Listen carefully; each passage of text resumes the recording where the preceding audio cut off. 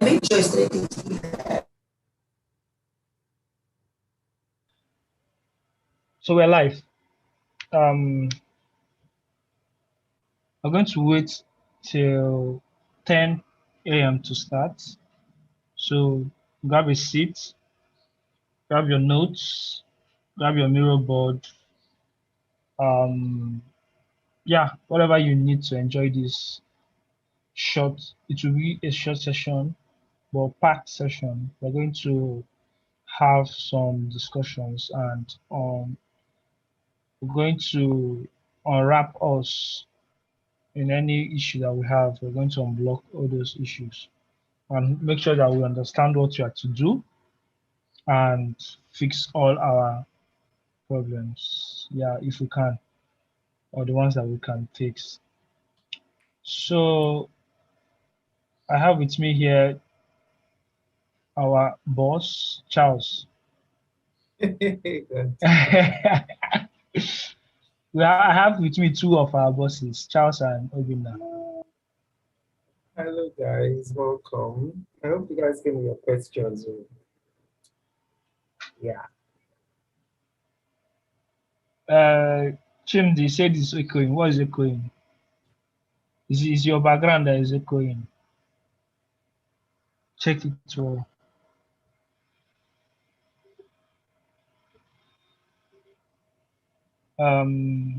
So what we are going to be doing is this. You bring your questions. Some of you have brought questions to my DM. There's one that brought a question. I told her, I think, that we'll be answering the question in this session. So we'll be doing our best to answer those questions as we bring. So drop your questions on YouTube. We have 51 watching. What's happening? Should we wait till we get to? If you can't hear anything, it's from your side, not from my side. Can anybody hear me? If you can hear me, just say you can hear me on the chat. Can you hear me? Just type you can hear me on the chat. Or that you can hear me. Just let me know. Lost audio. Seriously. Charles, can you hear me? I can hear you on Zoom. Let me check YouTube. You're clear. So YouTube, let me see. Yeah, they can hear. I think they can hear me. Yeah.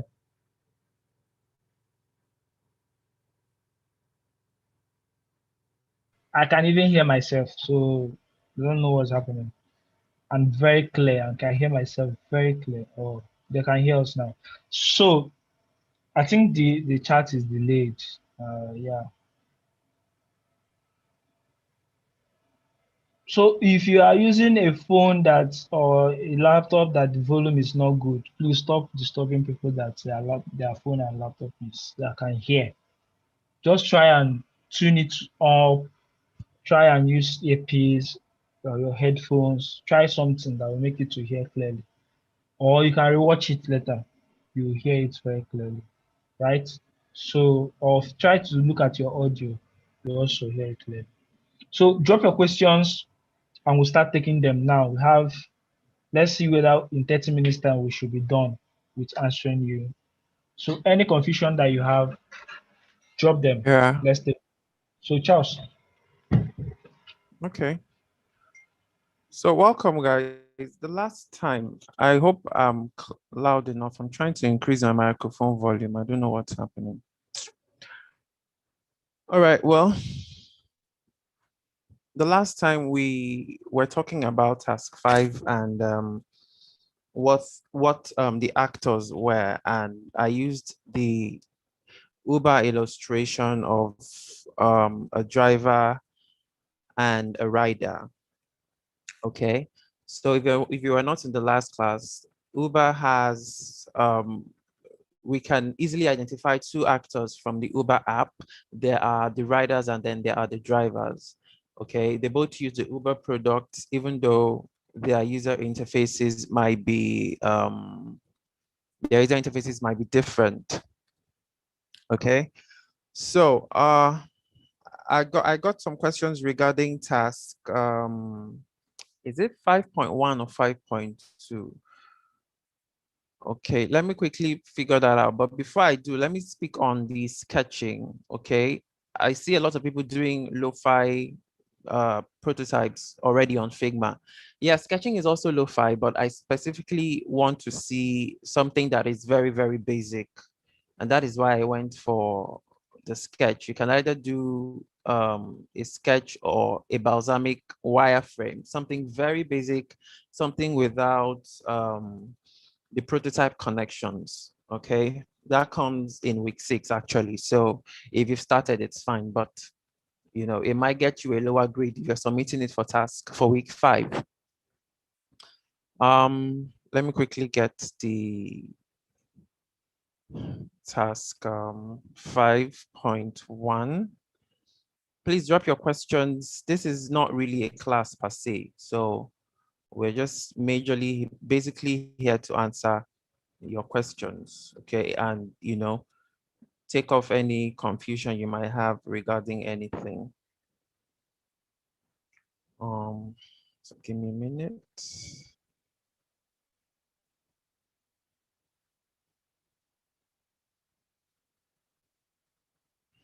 Okay.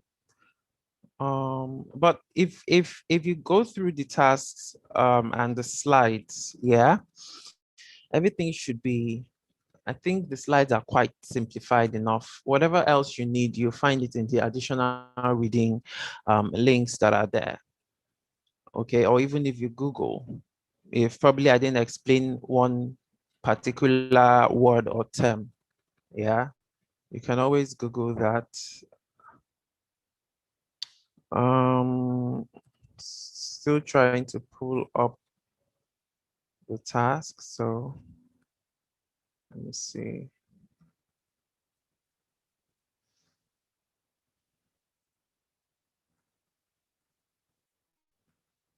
Okay, design week 5. Okay. Does anybody have any problem with previous tasks though, before task 5.1 or 5.2? So that we handle that and we're not skipping certain things.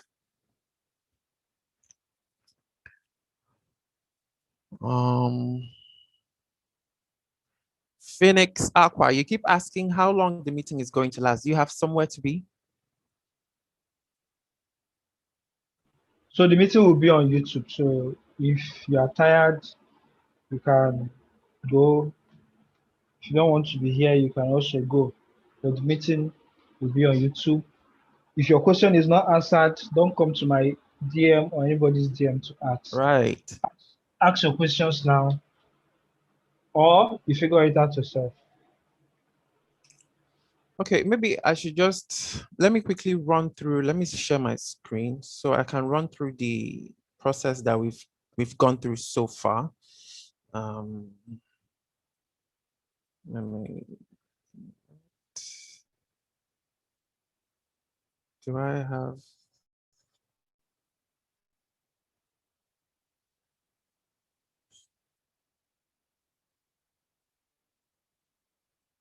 okay. All right.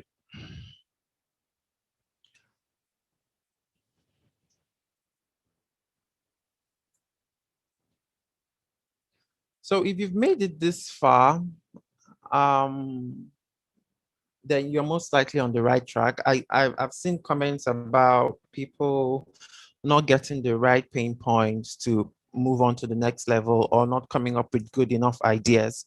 Well, that's the entire process. That's what design thinking is all about. Okay. It's not a one size fits all thing. You sometimes you won't get it right in your first process. That is if it's your first time going from one stage to another. Sometimes you might need to go back to previous stages to look at what you did and see if you have to review anything. Okay, so it started with interviewing the users. Why are you interviewing your users? You're interviewing your users because you want to understand problems that they're having regarding donating, and get to see challenges or obstacles that they're facing as regard donating, and how you can come up with ideas to fix it. Okay, so design thinking, at the very core of design thinking, you are solving users' problems, whether you're doing it digitally or you're doing it with a physical product, an analog product, let me put it that way. Okay, so you've come up with your notes, you've done your interviews, you've come up with your notes, and then you've prepared them like this, or whichever way you choose to. And another thing, yes, let me mention it. I see a lot of people duplicating exactly the format I used here. Like everything is the same. So it's like I'm looking at my board. Okay, so a good skill a designer should have is how to copy. You need to know how to copy well, especially if you're starting out early in your design journey. Okay, you shouldn't be copying everything exactly as it is. Yes, I gave you a template, but I mean, come on, change some things now. Change the colors at least. Okay, so yeah, moving on from the interviews and the interview notes you have. These are the interview notes just placed in sticky notes.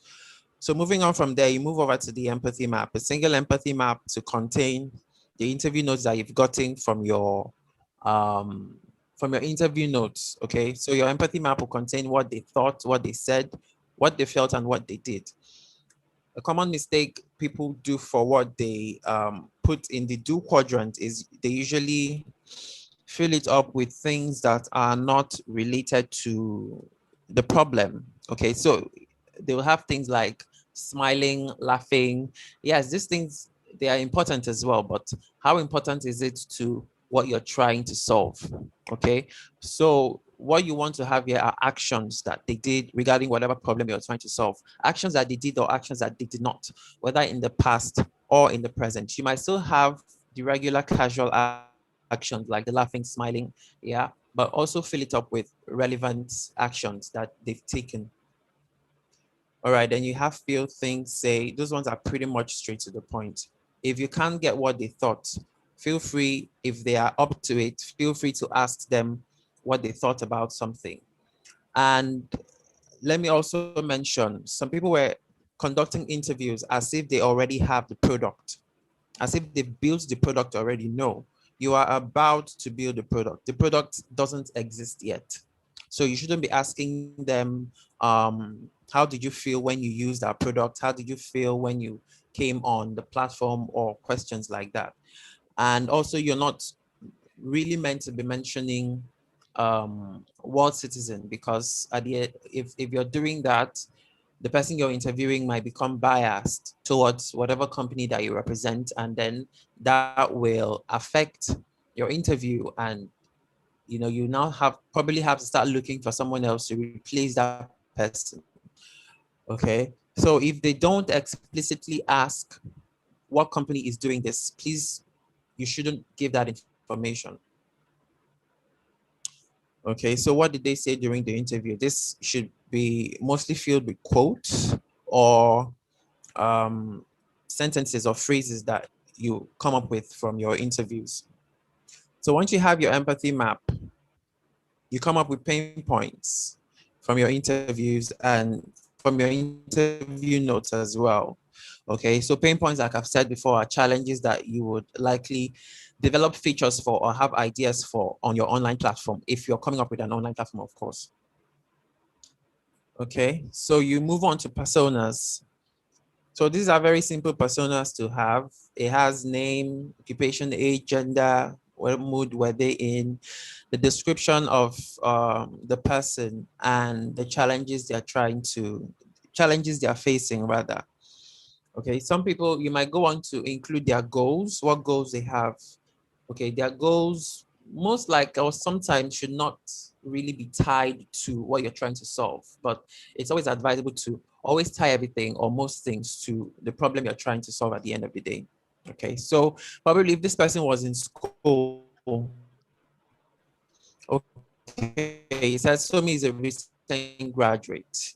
He enjoys singing, go on to do a postgraduate or go on to, get a good job at the end of the day. So you can also include that as a goal.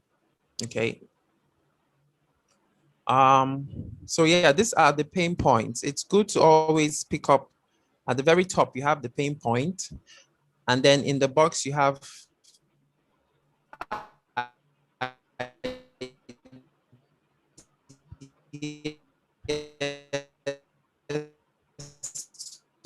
solve this pain point. They were developed by two people. So I don't know if you have two people on your board as well to represent these colors, different sticky note colors here. So these are the ideas that were developed or thought of to solve the problem of late delivery. And it goes on like that. This one is solving the problem of paying online or the pain points of paying online. And this one is solving the problem of how to save money. Okay, so you're going to pick your pain points one after the other. It's always best to do it like that and then brainstorm ideas around that pain point and how to solve ideas and how to solve them. Okay. And because my ideas are already phrased, or the ideas that are here are already phrased as features, I didn't go on to create a feature list. Okay, so if your ideas are not clear enough to be features, you know, say you want a button for for someone to come and pick up a delivery, or you want a community of donors. Okay, those are probably ideas. If you want to frame that as a feature, you might say probably a page thing like that. So your ideas, basically my point is your ideas might be framed as features already. So it might be similar. If you're coming up with features list, it might be similar to what you have as your ideas. That's no problem at all. And if your ideas already are framed as features, then you move on to what we call the prioritization grids. The first prioritization grid here contains every single idea without the actors. Okay, you might go on to come up with actors, but we personally, we just put everything on the priority quadrant so that it's easier to pick the idea from wherever they are here and then place them under whatever actor that they are later on. So we don't have to now start wondering, oh, is this high impact? Is this low effort? You know, everything is already done here. And once we did this, we went on to come up with the actors. So like I explained earlier, actors basically are, let's call them stakeholders as well. They are the people who will, at the end of the day, use whatever feature or use whatever product that you're coming up with, whether they are using it as the direct user or they're using it as a third party, or probably in the background they are controlling things on the online platform or whatever. Okay, so your ideas will most likely, if you came up with wide enough ideas, they will most likely help you identify these actors that you're going to have. So for our online delivery platform, we identify the restaurant as one. Reason the restaurant is an actor is basically because they will be putting up meals that they have in their kitchen. They'll be putting it up on the online food ordering platform. Okay, so they'll be offering other things as well. So they'll be solving other problems, offering other features as well, like discounts based on the other points. They'll be offering combo deals. They'll be showing ingredients of whatever meal that they have because of the health conscious customers. And then you have the customers as well that will be coming on the online ordering platform to order their meals. Okay. And then your middleman. Okay, because it's a platform that connects a chain of restaurants. It's one single company, but they have lots of restaurants. Okay, so the admin is there to monitor each of these restaurants and make sure that everything runs smoothly. Okay, that's why the admin here was identified. Okay, so pay attention. Your customers they're not ordering from the admin, which is like the CEO or the, the head overall of the particular restaurant. Okay, they are ordering from whatever restaurant is closer to them. So if, say, there is, let me use Domino's for example. Okay, so Domino's is like, there's a Domino admin, Domino head. Okay, the customers are not ordering from Domino head. They will be ordering from the Domino branches, depending on the one that is closer to them. Okay. So when that is settled, you can then go on to come up with priority grids for each of your actors. This one is for the restaurants.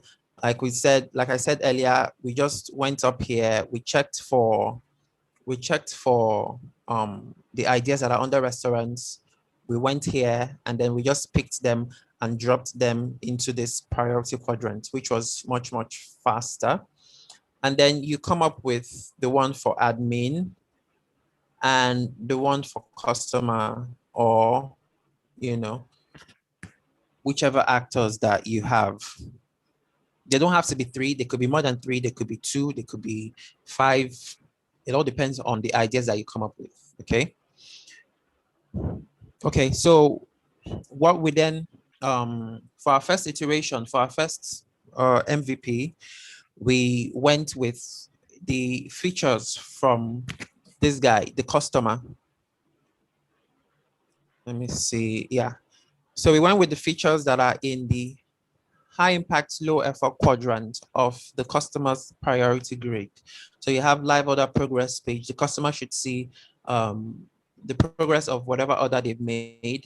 Then you have referral points for meals, referral channels, clear address location, pictures of frequently ordered meals that they might have uploaded, and so on like that.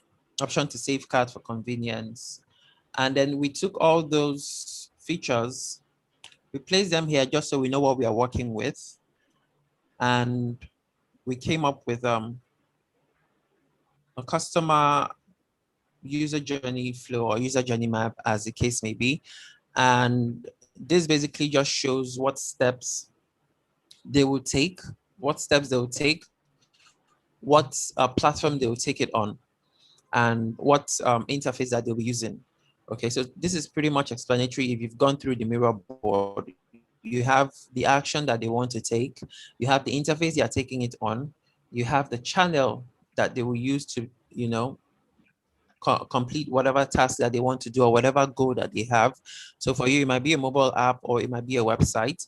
And then you have the experience.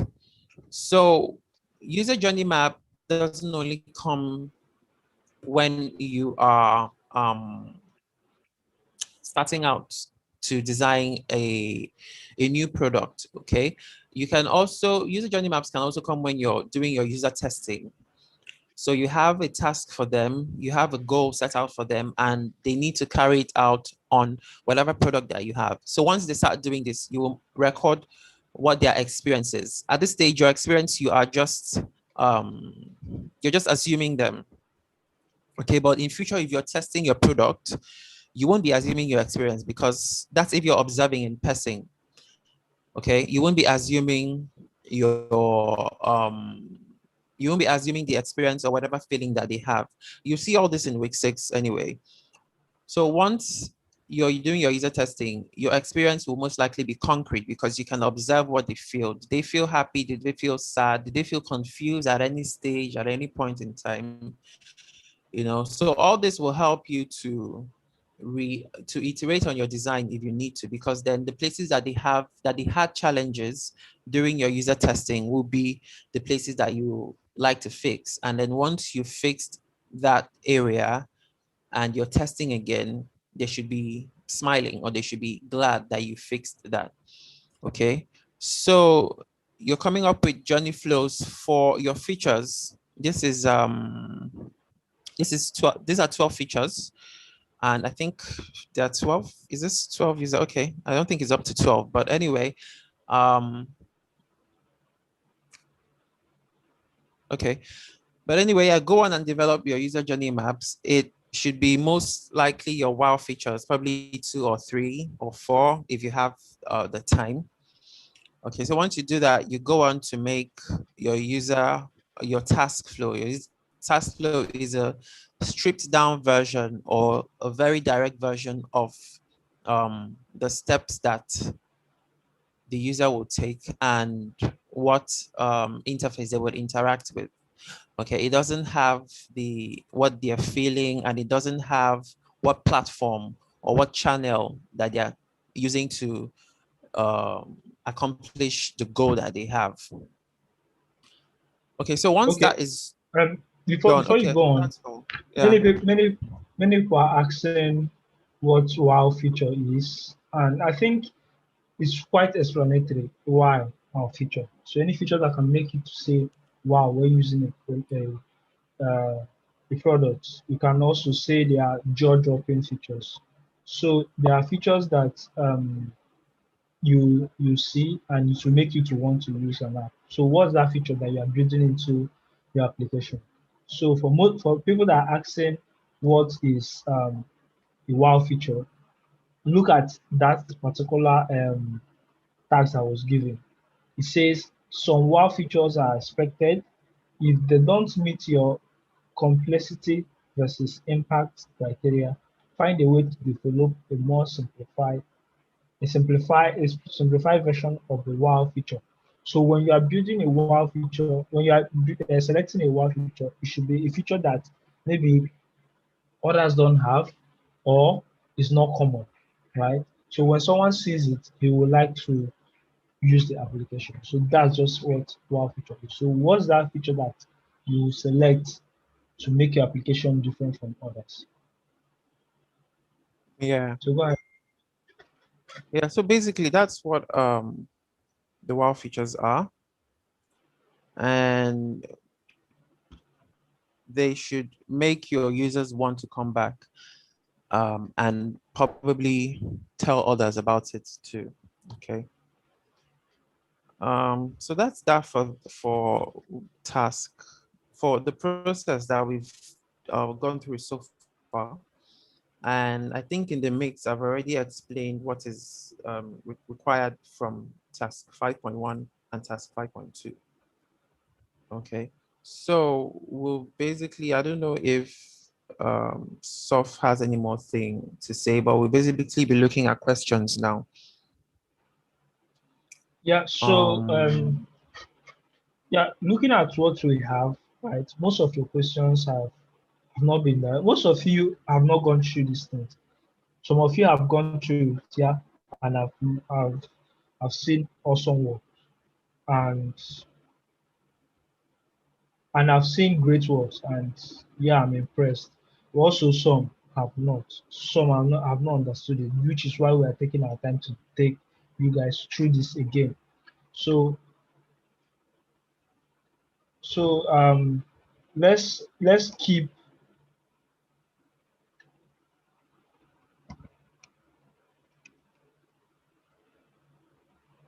yeah. So um let's leave the question about extending the submissions for now. We'll get to that later. So, but let's understand what you are doing because it's not about extending the tax. Do we know what we are doing? So, understanding it is key, as we've always been mentioning. Understanding what you are building, understanding what you are designing, why you are designing it, so that you can be able to defend this outside. So, we want you to be able to be a true and a designer in and out. So once you are there, you need someone asks you, wakes you up from sleep and asks you why did you put this? Why did you choose this feature? You can explain why you did it. So now when you are doing your just like Charles mentioned, your sketches should be something very basic. You can use pen and paper to make your sketch. You can use in fact, you should use pen and paper to make your sketches. It will make it to be very basic. You can use other things though, but it's good to use pen and paper. What you are sketching is how your app should look like, right? So the very basic form of things that you add in the app is what you're sketching. So make your work to be 26, 27th is not okay. We'll talk about the deadline later. So let me look at some questions. Let's get some questions right from everything. Someone is asking about user flow and user journey, the difference. I don't think I think I don't think the person have searched for the answers before. The person is just asking it for the first time. Please, what's the difference between user Yeah. flow and user journey map? This is something that you would have just gone online and you get the answer already. You don't need someone to explain most of these things for you. So um, let me show you how easy it is. I think that they said teach me how to. Okay, Charles, you want to say anything on that, or are you? No, So I'm good. they said, okay, they said teach me how to fish, not give me fish. So let me show you how you can fish for your answers. I'll be sharing my Okay. Do I screen. need to stop share? Okay. Yeah, stop sharing. Let me share it. Um, Stop share. Do I need to okay. stop share? I need to Yeah, stop share. you've stopped sharing. Um, I'll be sharing my screen in a bit. Yeah,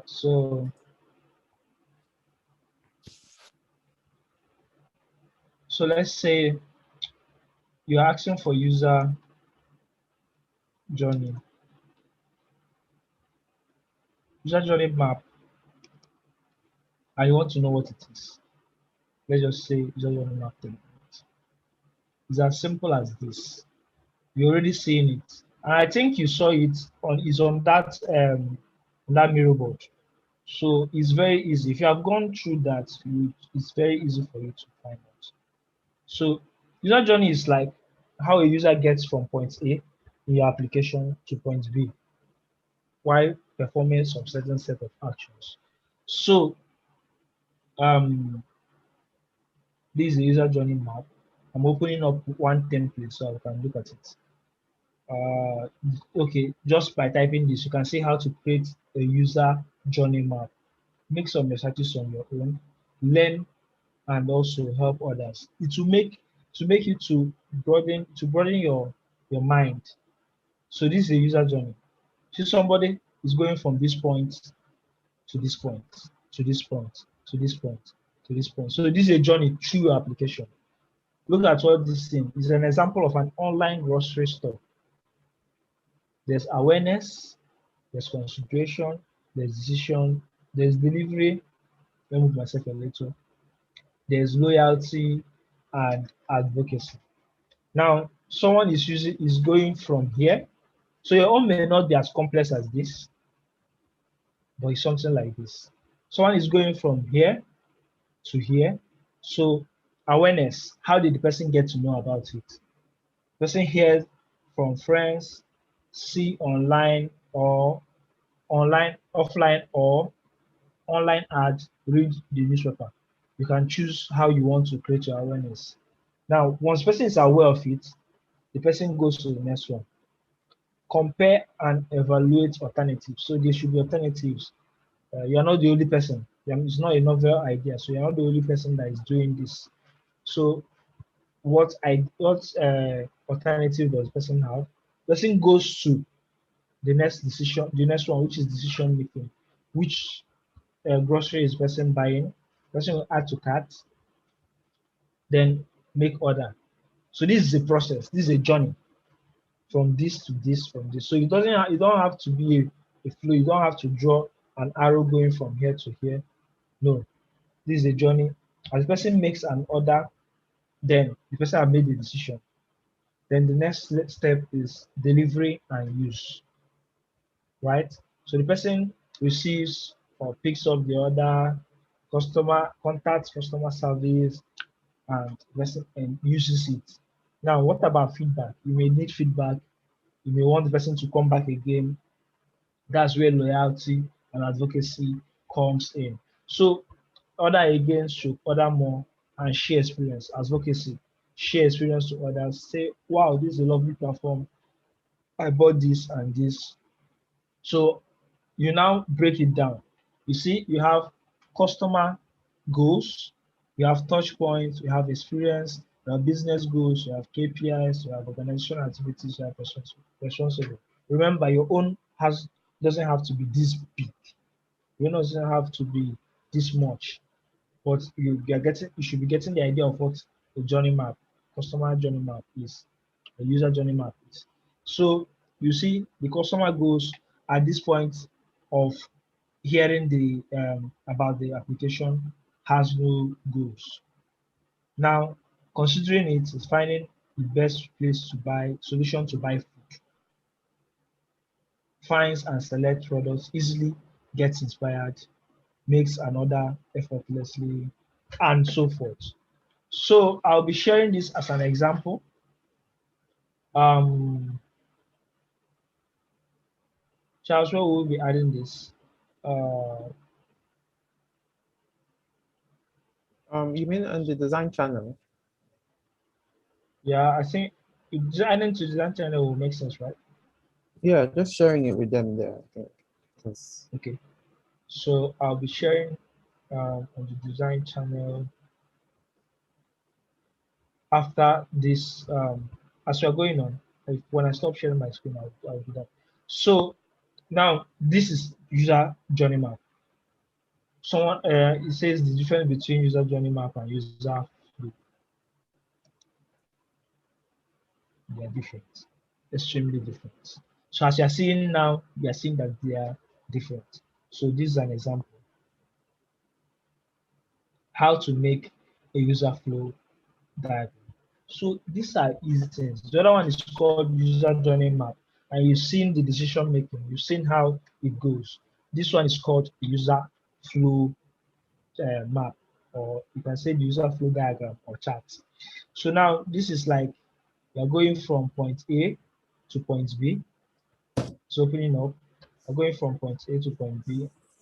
Uh, so so this is this. Let me make it bigger so you can see my screen. So log in, already signed up. I know you've seen this before. Let me myself a bit so set up account, enter name, enter email, password. Then once you set the password, you create a document. If this is a different, so your own maybe log in, sign up, or you may not even need sign up, depending on what you are doing.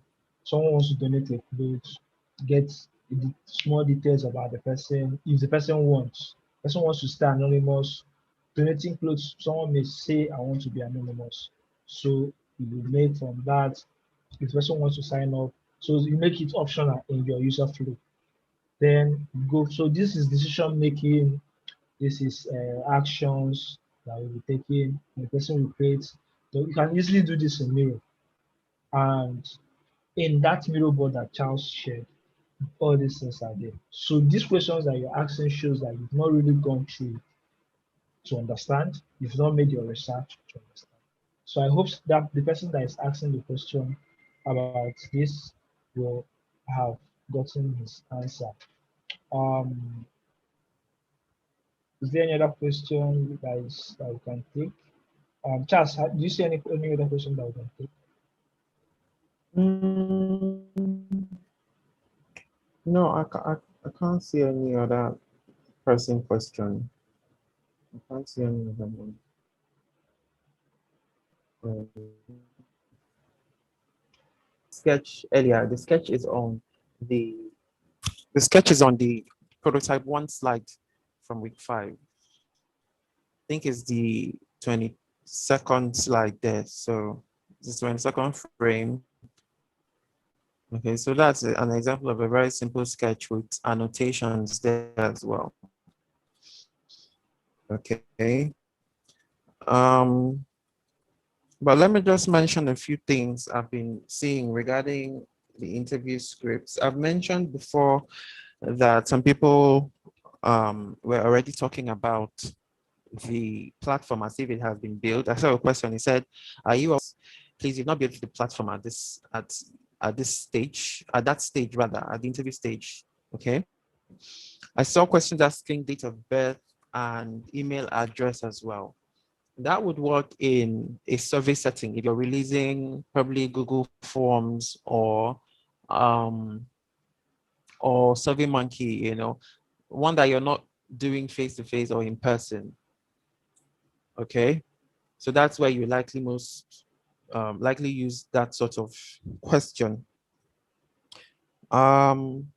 I also saw some people were asking questions like they were interviewing the partners. So you're like they were interviewing David and Lisa from the design brief. You're interviewing users, please. You're interviewing people who will likely use your products or people who will be interested in donating. Okay. And a very important one. Some people were asking participants for features they want to see. I think they added those in the extra questions that they had. Okay, so most times when you're asking your users about features that they want to see, they will tell you that they want to see so and so feature, but at the end of the day, when you give them those features, they might not use them, and then you waste your time developing these features. So features that they really need are features that will solve their problems, not features that they want to see, because they might see it at the end of the day and they will not use it. They will like that they see it anyway, okay? And they think that they need it. But what your interview and your interview notes should what you should identify from those two things are problems that they have, challenges. And then when you identify this, the features that you will have on your product will solve the problems that they have. So that's that on asking participants for features. And okay, I think that's okay. Also, one more thing, asking do you questions that start with did you or do you. Did you like our app? If I ask someone I'm interviewing or testing a product with, after they are done and I ask, did you like our app? If that person is in a hurry, they'll probably just say no or yes, and that's that. Okay, so most times, do you or did you questions will give you to avoid those as much as possible. And if you can't, if you've tried your best to avoid them, and you end up asking them either way, follow up with questions, please. Okay, and that's pretty all. Yeah. Yeah. So thank you very much. So I want to show how to get the wireframing to a Miro. So if you are using Miro, you see this particular point, these three dots, the more buttons, and you see wireframe library. So once you click on this wireframe library, it brings a whole lot of tools that you can use. Then you can choose anyone. Let's say you are building a web app. You can select a browser, zoom in. So as you zoom in, you say you want to add some text. You look for text. You can search and say text. You can select this text. Let's say a large text. You want it to be here. So this is for wireframing. So you say best in English.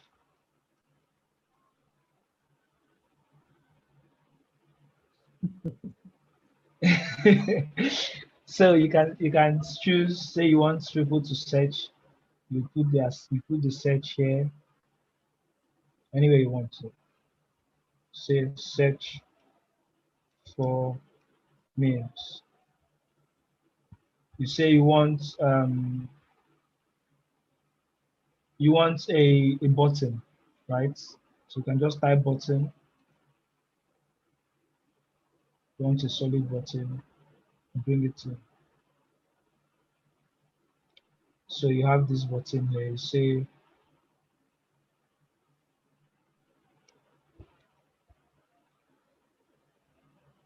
So this is just a basic wireframing. So you are wireframing without basically looking at color or font size, font type.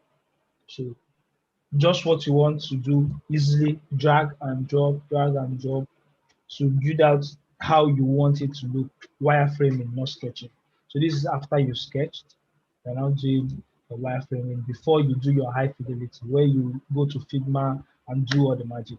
So this is just how to create. So you can do the same for phone, tablets, any other thing. You can add lots and lots. Say you want to add a user profile, add a user profile here, can resize, what have you.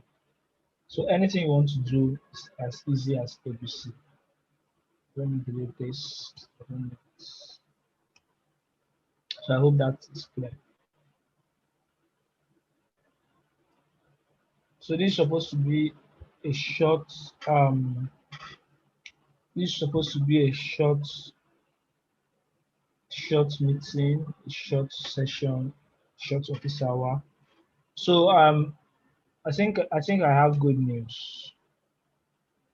I think I have Well, good news. before Many of you that, have been okay. so Okay. Yeah, go ahead. yeah, there are people asking if they should sketch every step in their user journey or um, user journey to complete a task for the wow features or something.